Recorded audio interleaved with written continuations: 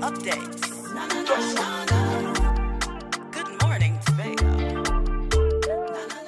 Welcome back to Good Morning Tobago on Tobago Updates. Well, viewers, we are moving on to our conversations this morning with Sergeant Joseph Jordon of the TTPS. Good morning and welcome to you, sir. How are you doing? Yeah, good morning to you. I'm doing well. Good morning to Trinidad and Tobago. Thanks for having me, as per usual. Tell me. What's up? Well, everything's good. We're speaking this morning on, what's been going on with gambling. But first, of course, I gotta get a light conversation. Have we had any suspicious activities since that $23 million lotto win? Nothing that comes to my attention. I hope that the person who won it, they put it to good use and they keep it quiet so that nobody would know. All right. Now, just in case, as we're on that, if someone does win that greater money from one of the NLCB approved promotions, do they ever approach the police? Is there any sort of thing that happens in terms of protection of these people? Because obviously they'll be open to the criminals and that sort of thing. Well, I've not had that experience or knowledge of anybody having won large sums of money and having approached the police. But I would want to believe that it would be in their best interest to seek the necessary security features in protecting themselves as well as property and family.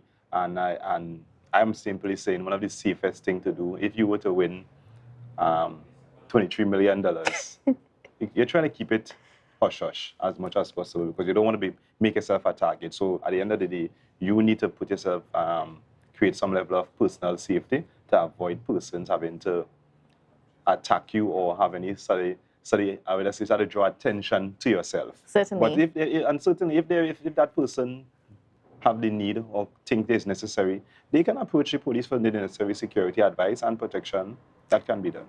And would they be guaranteed that confidence? Well, our job is to preserve, protect, and serve, and we will do our best in trying to preserve law and order. At the end of the day, we have to take the necessary personal steps in our protection. We could only do as much as we can. All right. So in most of the instances like that, some persons may look at hiring, in addition to the police support, private security to give them that 24-hour coverage. All right. So there are means and ways of safeguarding your winnings. Certainly. Now, and as we're speaking about gambling and so on, of course, the lotto that is legally sanctioned by the National Controls Board, Lottery Controls Board, and, there are protections in place for that. But there's a lot of illegal gambling happening in Tobago within the space, and people need to be aware of that. Yes, certainly. So this morning, we want to really zero in a little bit on gambling, right? And this is under the Gambling and Betting Act, right? Chapter 1119 of the Trinidad and Tobago Constitution, and that deals with gambling and as relates to the offenses that may come with it. So basically, a simple definition of gambling is basically taking a chance for money or some monetary value, right? In the act, we sometimes, when we speak about illegal gambling, they refer to it as a common gaming house. And that is where persons would gather illegally to gamble. Now, gambling, to put it in perspective for Tobago, gambling, we usually talk about, you hear things like wee and wappy. Wappy involves basically persons playing cards on the side of the road. Right, so those are some of the things that we have a challenge with. Across Trinidad and Tobago, it doesn't comes across to the public as anything significant, but we all know a lot of people are involved in gambling because I have known of situations where persons claim that they were robbed of their salary. On their way home, they now draw pay, and on their way home, they get hold up and a man take a $5,000. When you do investigate, it is because they were gambling and they gamble out all their money, and so sometimes there are false reports, and that as a result, and we have to investigate. Sometimes the person will get charged for wasteful employment or the police time. So, now, what about in terms of violence that happens as in relation to gambling? How often does that that happen? Because we've seen quite a few, fights, whether it's Yes. gun warfare and that sort of thing. Right. How much of it is related? It is not very, our records or the data is not very significant, but as I said, we have knowledge and we would have had reports where persons, they might have had a fight or somebody might have get chopped or some sort of wounding might have taken place, and it might have been as a result of a gambling. So somebody, they might have been playing their wappy as they would often refer, and somebody didn't like their earnings, or somebody might have win everything and it may result in some sort of violence. No, as I said, it is not very predominant in Tobago, but as I said, we do have the gambling issue. However, we are not privy or has not have much reports of actually violence. So what we try to, or what should be done at this point in time is basically to enlighten persons at some of the offenses and how the police tend to treat with the gambling and betting. Now, under that act, as I refer to as 1119 under the Constitution of Trinidad and Tobago, we have some sections 4 to 12 in particular. Now, a lot of people, we don't really read the laws of Trinidad and Tobago, No, we right? don't. Right? So, in making it as simple as possible, so the common gaming house, right? Persons who are found within that space illegally, they can have a fine of the summary conviction of up to $750 or six months imprisonment.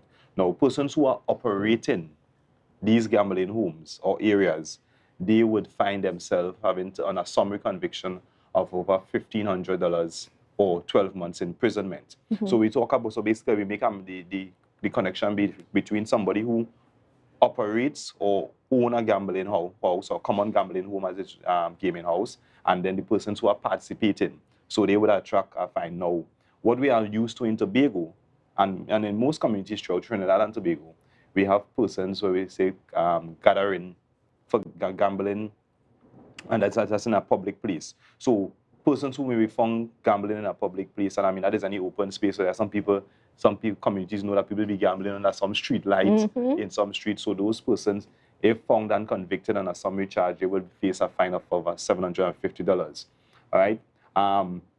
There's another twist to that. Sometimes somebody owns a house, and the occupier of that house, they carry on gambling, and that is also illegal. So you're operating within that space without the permission of the owner. And gambling is guided under the NLCB, right? So basically you have to get permission. So those are some of the fines that would go to as it relates to illegal gambling, and as it relates to the police operating. If you obstruct the police in executing their duty, persons who are found guilty would also find themselves, if facing the court, at a fine of $1,500. Yes. Or 12 months. So don't fight the police. All right. No, the detection of gambling is based on something what we say as presumption, and this is also found within the same section between section 4 and 12. Now, you are presumed to be gambling until proven contrary. So, for example, so the police go to execute a warrant, or they have suspicion that this house is being frequented by a number of people, and it's alleged that gambling is taking place at that point. And so the police, as they say, we raid the house, and people jump through the window and they run and they're gone, as we often would encounter rather. In an instance like that, the police would go in and you would find instruments of gambling. So, for example, you might find some cards on a table, you might find some money. So it is presumed that these persons were gambling, and that is how we usually will, also one of the forms in which you would bring persons to justice as it relates to gambling. All right, and as I said, sometimes even delay tactics. You go to house somebody, they're taking long to open, so you assume that you are doing something illegal, and gambling is one of those things that we often encounter throughout Trinidad and Tobago. But as I said, our most common form of gambling is basically gathering in a public place, and that is one that is most people can relate to, as in relates to wappy and card playing. And on the unfortunate aspect of those things, sometimes it may result in a fight, a wounding, and sometimes murders. So persons need to stay on the correct side and avoid these things, because we touch on the legal side of gambling, which is done through the NLCB. So we have our lotto, we have our playway, the quick pot, and a number of these games that are It's just better to stay on the legal side. If you want to do gambling, stay on the legal side. Right? And at the end of the day, you would also preserve your own self, protect your family, and you would avoid also conflict. So gambling is a area that many of us, it affects a lot of family financially as well as social, from a social perspective. Because when you do these, especially whether it be legal or illegal, but when you lost your money, where you going home to tell your family, and you have bills to pay. So from that perspective, it's something that person should avoid. And at least if you have to gamble and if do it legally, you should budget a little bit of money. When that money finish, stay away rather than be broken. Some people don't realize that, the chances of winning the lotto is like 1 in 3.5 million or something to that. So, these are just decisions that you really need to think through before you go. But if you decide that that's what you want to do, there are the legal options. Yes, certainly. And I want to move on to just some traffic restrictions that are in place for the football game this evening. Because, yes, folks, we have a big game happening at the Dwight York Stadium at 8 p.m. today. And that's against the Soca Warriors and Nicaragua. Yes, right. So as it relates to that game, right, we have put things in place. Persons who have traversed in the Claude Noel Highway at this present time would observe a lot of no parking signs. So what we have outlined thus far is that there will be no parking on the highway, all right? There will be parking on the eastern side of the Dwight York Stadium. So we are encouraging mainly persons who are traversing from east to west, people coming from the country to the stadium, they can utilize the eastern car park. And that's often the training ground side. And persons who are coming from the west, we will encourage them to use the parade grounds. Now, so we believe that it will be quite sufficient to accommodate the general public and afford the necessary parking for persons and to avoid congestion. Right there, on the western side of the Dwight York Stadium, that area will be allotted for the general VIP area. So that is just off the highway going into the covered stand entrance. So that will be afforded. So the persons will be there with the various persons who have VIP tickets or considered VVIP, so they would access from there. So we are asking persons to comply with the restrictions that have been placed and the instructions of the police officers who will be in the car park providing that additional security and also assisting the general public in parking their vehicles. And I know some persons would ask a question as it relates to the safety of their vehicles. Yes, the officers will be in the car park throughout the game. And after the game, to ensure that persons' property are secured and persons can have an enjoyable game, and at the end of the day, come to their vehicles and realize that all is well and all is intact, so that they can go home safely. So, as I said, we just want to encourage the public, comply with the road restrictions, comply with the instructions of the police officers, and we'll have a wonderful and safe afternoon. And of course, if you want to avoid, having the drama of trying to find a parking space, you can always hire a taxi. Let's get the economy going a little bit. And also, person can carpool instead of one person going with their vehicle, because the capacity of the stadium is approximately 7,000 persons. So you imagine 7,000 cars going to the stadium. That's a lot of congestion. So carpooling is something that we would encourage, so that persons can reduce the amount of vehicles on the road, and also that will also help in the emission of these unhealthy gases. We obviously want to keep Tobago clean and serene, green, clean and serene. So that would also aid with that. So persons, go out, have a safe game, be safe. And of course, if there is any problem, you can always seek the assistance of the police officers who will be on duty this afternoon.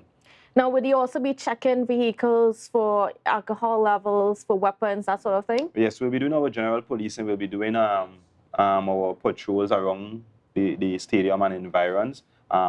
Persons who are entering the game, they will be subjected to searches, because as we all know, there are no bottles should be allowed in the stadium. I think you need to repeat that for those who are listening. Right. So, stadium, no bottles. Persons may have coolers, glass bottles in particular. Of course, no weapons, because we will be conducting searches. So we will be checking persons' vehicles upon entry, and we would also be checking persons who may have coolers and on their person as relates to weapons.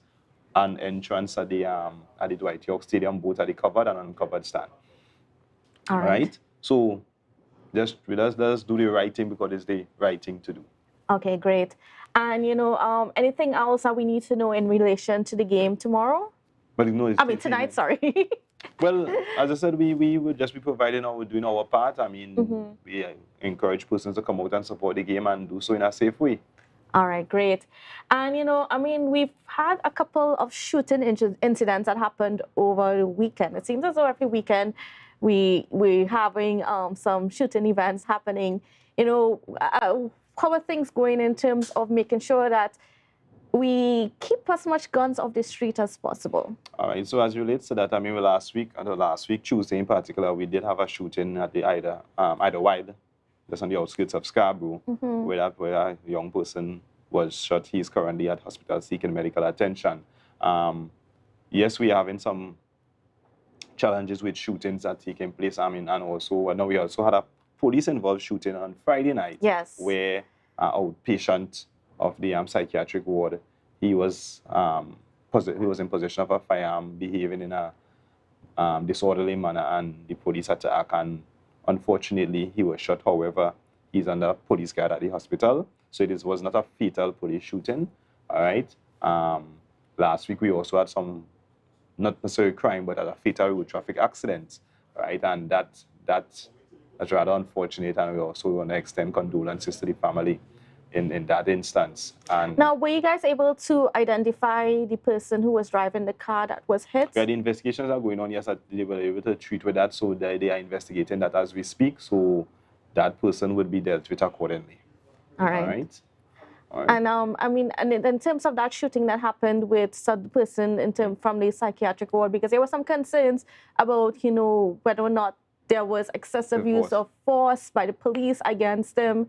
How would you defend those claims? All right. Well, generally, based on the history with that particular person's in previous time, it has been an ongoing thing, and the officers on previous occasions would have used non-lethal forms such as tasers, and that was ineffective at that point in time. Now, at the end of the day, our use of force policy covers how we would approach those instances. And people need to understand that persons who may be mentally deranged or has psychiatric or even psychological issues, they can behave in a very aggressive manner. It is not the intention of the police to shoot and kill persons. However, it is part of our tool and our, as I said, our use of force policy, which guides us as to how and when we should apply these methods. And unfortunately, in this instance, the person was shot. But as I indicated, the person did not receive a fatal shot, and that in itself shows that the police is taking the necessary steps in bringing persons under the necessary control within the legal armpit of the law. So one of the things that we will encourage, especially when it comes to mental case persons, we have to encourage their families, and for those who are capable, that they ensure they take the necessary medication so that they don't behave in that kind of way, because nobody wants to see somebody walking around with a cutlass threatening people, and at the end of the day, he of himself now commits a crime. Then once again, it's called upon the police to act, and we often have on the backside of it is that the police didn't do anything, Yes. and it caused somebody else to get injured or loss of life. So we have to ensure that these persons get the necessary medication and the necessary treatment so that they don't behave in that manner. As I said, it's unfortunate, but we need to take all the necessary steps to ensure that these persons are treated in a fair manner, as well as receive the necessary medication and counseling so that they would not be on the street causing havoc or causing any disturbance to the general public. All right, I want to thank you so much, Sergeant Jordon, for being on with us. Such a pleasure. And of course, viewers, please be aware of those traffic restrictions that are in place for the football game this evening. And you should find yourself there at the stadium this evening and go and support our Soca Warriors as they face off against Nicaragua. All right. Again, thank you. And viewers, after the break, we'll be hearing from Mr. Jason Nancis, who is the advisor to the Secretary and in the Division of Health, Wellness, and Social Protection. And he's also the former head of the REACH unit. So we're going to learn a little bit more about the REACH unit when we come back after the break. Energy fill the skies. I say,